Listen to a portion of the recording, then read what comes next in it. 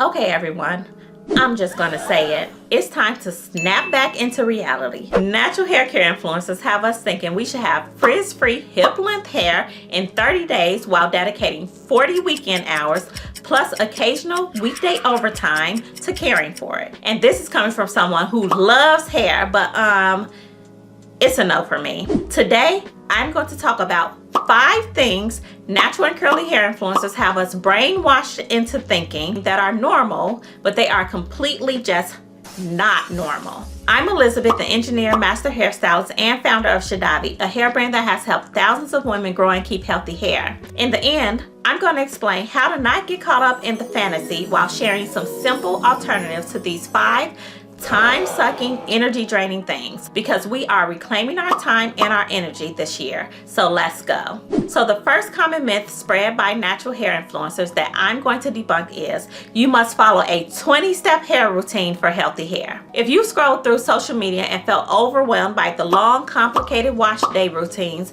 influencers swear by, you're not alone. But let's be real, who actually has time for that? Here's the truth. Healthy hair isn't about how many steps you take, but about using the right products consistently. More steps don't always mean better results. In fact, overcomplicating your routine can lead to unnecessary product buildup, extra manipulation, and frustration that makes hair care feel like a chore. So what does matter? Hydration, moisture retention, and protection.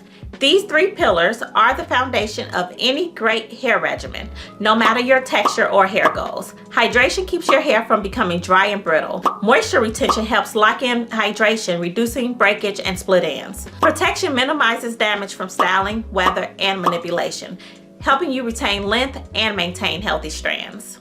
Instead of trying to copy every viral routine, let's focus on what works for your hair. Whether that means a 3-step wash day or a 10-step self-care session, the key is keeping it simple, effective, and manageable, because caring for your hair should never feel like a full-time job.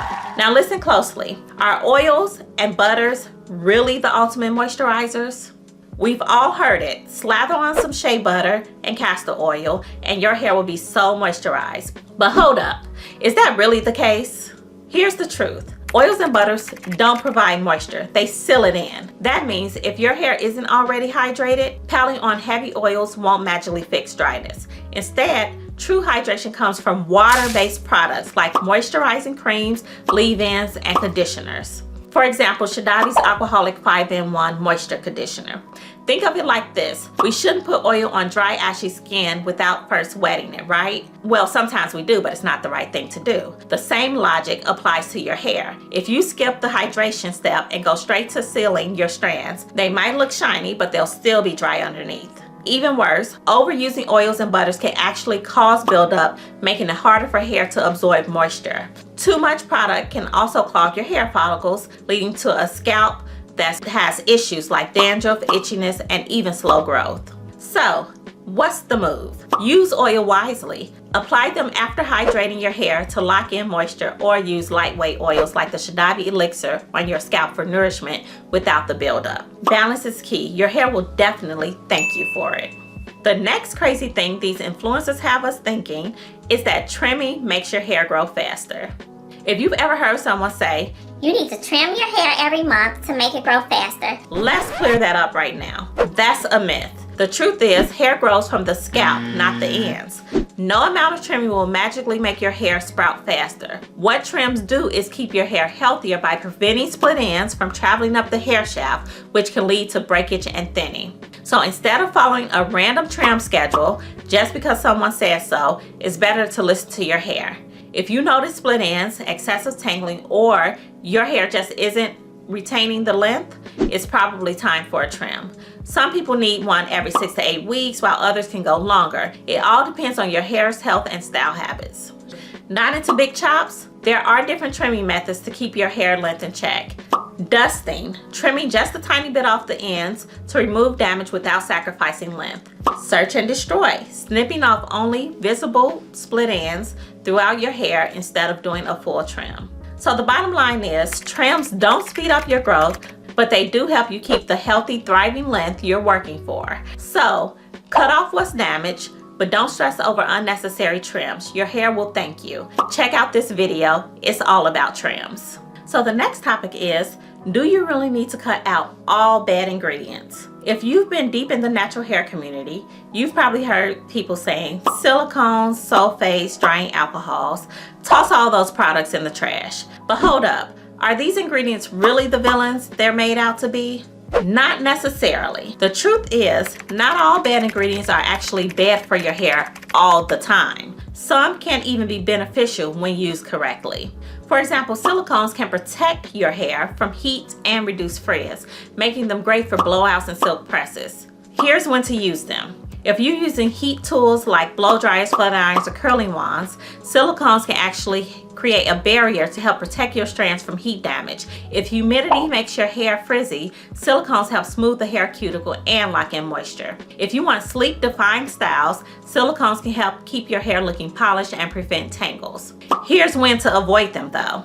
If you follow a strict curly girl method routine, which is co-washing instead of shampooing, silicones can build up over time without proper cleansing. If your hair tends to get weighed down easily, heavier silicones can make fine hair and low porosity hair feel coated. If you don't clarify regularly, silicones aren't bad, but they do need to be deep cleansed every now and then to prevent buildup. Sulfates are strong cleansers that can strip natural oils, but they're super effective at removing heavy product buildup, especially if you use a lot of oils and butters or even silicones. Here's when to use them. If you use heavy oils, butters, silicones, especially products with mineral oils, or styling products regularly, sulfates can effectively remove buildup that gentler shampoos might leave behind. If your scalp feels extra oily, a sulfate shampoo can reset your scalp and get rid of excess oil and product residue. If you swim frequently, sulfates can remove chlorine from your hair. Here's when to avoid them. If your hair is already dry or fragile, sulfates can strip natural oils that keep your hair moisturized. If you color your hair,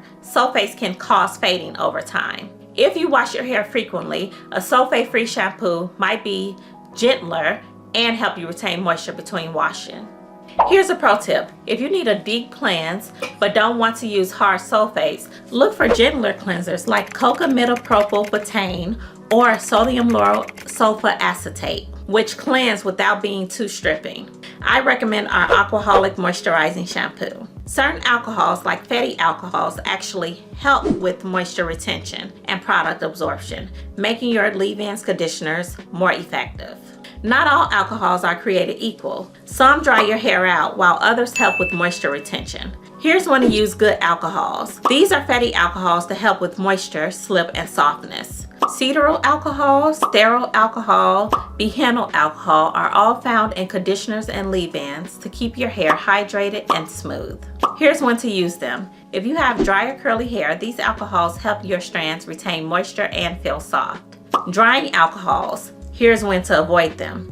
These evaporate quickly and can make your hair feel dry and brittle. Isopropyl alcohol, ethanol, SD alcohol, denatured alcohol. Those are found in some gels, hairsprays, and fast drying products. Make sure you avoid these if you have dry, damaged, or chemically treated hair.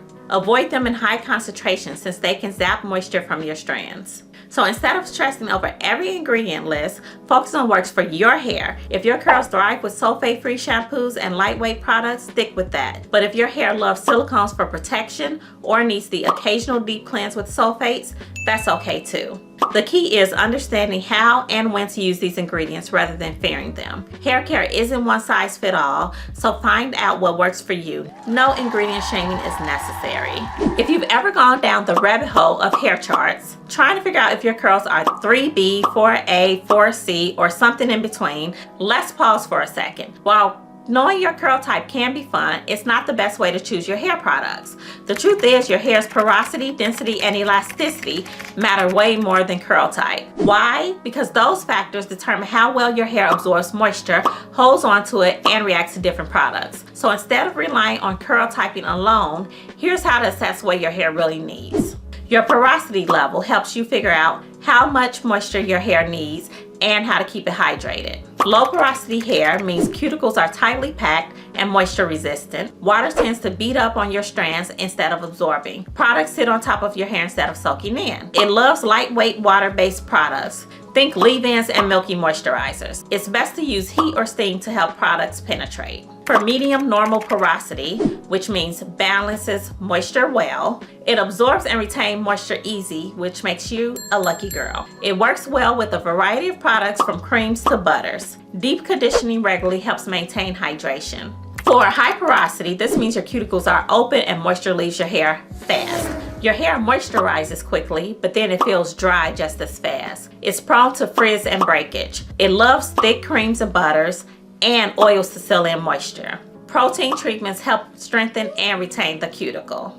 Density and texture. How thick or thin your hair feels overall. Low density and finer strands with less volume. Lightweight products work best to avoid weighing hair down. Medium density can handle most products without buildup. Thicker strands with more volume. Loves richer creams and butters to keep strands hydrated. For elasticity, this is how much your hair stretches before breaking. High elasticity means healthy, bouncy curls. Your hair holds styles well and can handle moisture and protein balance. For low elasticity, which is weak, easily breaking strands, you might need more moisture to hydrate your strands and protein to strengthen your strands. So, what's the best way to choose products? Instead of obsessing over whether your hair is 3C or 4C, focus on what your hair needs to stay hydrated, strong, and healthy. At the end of the day, your hair type is just one piece of the puzzle. What really matters is learning how your hair reacts to moisture, styling, and ingredients. Once you figure that out, you'll never have to guess what products to buy again. So, part of self-care is our mental health. We can't stress ourselves out with these extreme habits. I keep in mind that influencers are usually paid to spend their time doing these fun but extreme things to keep us all interested, watching, and buying. It's all in fun and entertainment, and we shouldn't take it personally or literally. Here at Shedavi, we focus on effective yet simple products to include in your routine for effortless, easy hair care. Watch this next video on how to build an easy and results-oriented routine. Thanks for watching, and I'm looking forward to seeing you in the next video.